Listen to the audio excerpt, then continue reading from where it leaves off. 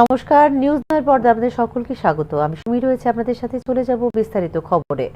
অবশেষে জামিনে মুক্ত হলেন চিন্ময় কৃষ্ণ দাস। 6 মাস কারাবন্দী থাকার পর তাকে জামিনে মুক্ত করে বাংলাদেশ উচ্চ আদালত। 6 মাস কারাবন্দী থাকার পর ইসকনের প্রাক্তন নেতা ও হিন্দু সন্ন্যাসী চিন্ময় কৃষ্ণ দাসকে জামিন দিয়েছে বাংলাদেশ হাইকোর্ট। গত বছর ভারত বাংলাদেশ সম্পর্কের মধ্যে উত্তেজনা সৃষ্টি করেছিল তার গ্রেপ্তারে। বুধবার শুনানির পর তার জামিন মঞ্জুর করেছে 2 বিচারপতির বেঞ্চ। যদি সুপ্রিম কোর্টের আপিল বিভাগ হাইকোর্টের রায় স্থগিত না করে, তাহলে চিন্ময় কৃষ্ণ দাস খুব শীঘ্রই কারাগার থেকে মুক্তি পাবেন বলে জানিয়েছেন তার আইনজীবী প্রহ্লাদ দেবনাথ। চিন্ময় কৃষ্ণ দাসকে 2024 সালের 25 নভেম্বর ঢাকার শাহজালাল বিমানবন্দর থেকে গ্রেপ্তার করেছিল ঢাকা মেট্রোপলিটন পুলিশের গোয়েন্দা শাখা। তার বিরুদ্ধে রাষ্ট্রদ্রোহিতা এবং বাংলাদেশের জাতীয় পতাকার অসম্মানের অভিযোগে মামলা করা হয়েছিল, যা আন্তর্জাতিক মহলে নিন্দিত হয়েছে বিচারিক হয়রানি হিসেবে। চিন্ময় দাস গুরুতর অসুস্থ ছিলেন এবং বিচার শুরু না করে দীর্ঘদিন কারাগারে আটকে রাখা হয়েছে। তার জামিনের আবেদন একাধিকবার খারিজ হয়েছে। গত 11 ডিসেম্বর তার জামিন পুনরায় প্রত্যাখ্যাত হয়। একই সঙ্গে খবর আসে জেলে তার প্রয়োজনীয় চিকিৎসাও করা হয়নি বলে জানিয়েছেন তার অপর আইনজীবী অপূর্ব কুমার ভট্টাচার্য। বাংলাদেশি সংখ্যালঘু হিন্দুদের উপর নির্যাতনের বিরুদ্ধে বহু আন্দোলনের নেতৃত্ব দিয়েছেন চিন্ময় দাস। বাংলাদেশ ও ভারতের হিন্দু সম্প্রদায়ের মধ্যে তীব্র প্রতিক্রিয়ার সৃষ্টি করেছে তার গ্রেপ্তারে। সংখ্যালঘুদের নিরাপত্তা ও শান্তিপূর্ণ সভা সমাবেশের অধিকার নিশ্চিত করার জন্য ভারতের পক্ষ থেকে আহ্বান জানানো হয়েছে বাংলাদেশের অন্তর্বর্তীকালীন সরকারের প্রতি। 2024 সালের আগস্টে শেখ হাসিনা সরকারের বিদায়ের পর বাংলাদেশে সংখ্যালঘুদের উপর কট্টরপন্থীদের আক্রমণের ধারাবাহিকতার অংশ হিসেবে বিবেচনা করা হচ্ছে চিন্ময় দাসের গ্রেপ্তার। তবে বাংলাদেশ হাইকোর্টের এই জামিনের আদেশকে ন্যায় বিচারের পথে একটি গুরুত্বপূর্ণ অগ্রগতি বলে মনে করছেন বিশ্লেষক মহল। Bureau report, news now. প্রতি বর্ষার মরশুমে খোয়াই নদীর জলস্তর বৃদ্ধি পাওয়ার ফলে নদী সংলগ্ন এলাকাগুলিতে জল প্লাবিত হয়ে নদীর পাড় ভেঙে ব্যাপক ক্ষতির সম্মুখীন হন নদী তীরবর্তী এলাকার মানুষজনেরা। তাই প্রত্যেক বছর এই বর্ষা মরশুমের প্রাক্কালে সরকারের তরফ থেকে এই ধরনের পরিস্থিতি মোকাবেলার জন্য উদ্যোগ গ্রহণ করা হয়। এবছর বর্ষা মরশুমের প্রাক্কালে নদীর ভাঙন রোধে সরকারের দ্বারা গৃহীত উদ্যোগ সরজমিনে খতিয়ে দেখতে এদিন তেলিয়ামুড়া পৌর পরিষদের অন্তর্গত 3 নং ওয়ার্ড এলাকার নদী তীরবর্তী এলাকায় পরিদর্শনে যায় তেলিয়ামুড়া বিধানসভা কেন্দ্রের বিধায়ক তথা ত্রিপুরা বিধানসভার মুখ্য সচেতক কল্যাণী সাহা রায়।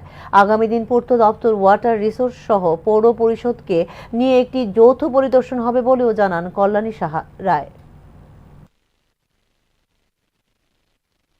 আমরা 3 নম্বর ওয়ার্ডে আছি, আই স্কুলের মাঠে। এখানে খোয়াই নদীর ভাঙন তো আপনারা জানেন, এটা বড় সমস্যা। কিন্তু আমরা রাজ্য সরকার, রাজ্যের মাননীয় মুখ্যমন্ত্রীর কাছে আমরা কৃতজ্ঞ যে এতগুলি নদী ভাঙন সমস্যা তিনি হাতে নিয়েছেন কাজ, এবং টেন্ডার হয়েছে, কাজ চলছে।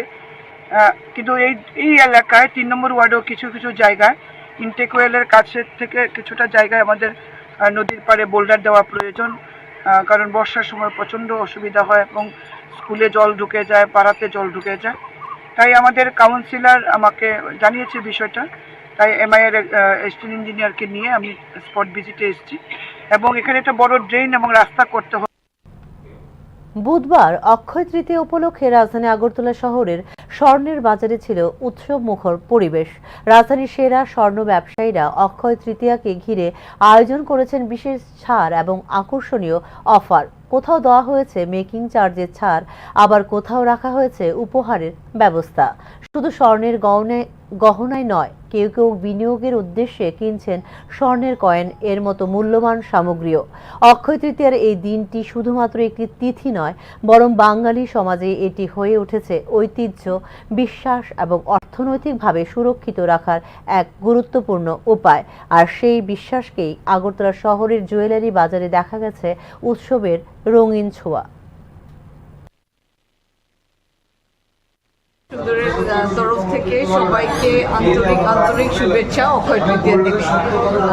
আপনাদের সারা পেয়ে বেশ কটা দিন আগে আমাদের প্রমোশন স্টার্ট হয়েছে 22 মে থেকে আজকে 30th, আজকেই অক্ষয় তৃতীয়ার দিন। আপনাদের এই কদিন সারা পেয়ে আমরা খুবই খুশি।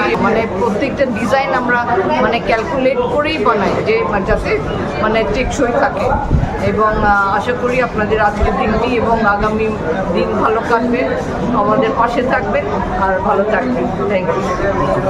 উপলক্ষে আসলে লক্ষ্মী আর গণেশের পূজা হয়েছিল, ওই উপলক্ষে আমরা একটা কিছু যদি করি সেটা অক্ষয়া থাকে আমাদের ঘরে, এটা বিদ্যমান থাকে, তার জন্য আমরা এই পূজাটাও করি, একটা কিছু ঘরে নিতে চাই। জুয়েলারির মধ্যে অক্ষয় তৃতীয়ার অফার চলছে, সেই কারণে কিছু কেনাকাটি করার জন্য আজকে অক্ষয় তৃতীয়া উপলক্ষে স্বর্ণ কিনা খুবই ভালো, তার জন্য এখানে স্বর্ণ কিনতে আসছি। আজ অক্ষয় তৃতীয়া সেই কারণে দিন ভালো, স্বর্ণ কিনতে হয় নাকি? এখনকার মতো সংবাদ এই পর্যন্তই। পরবর্তী সংবাদ দেখতে চোখ রাখুন নিউজ নামের পর্দায়। নমস্কার।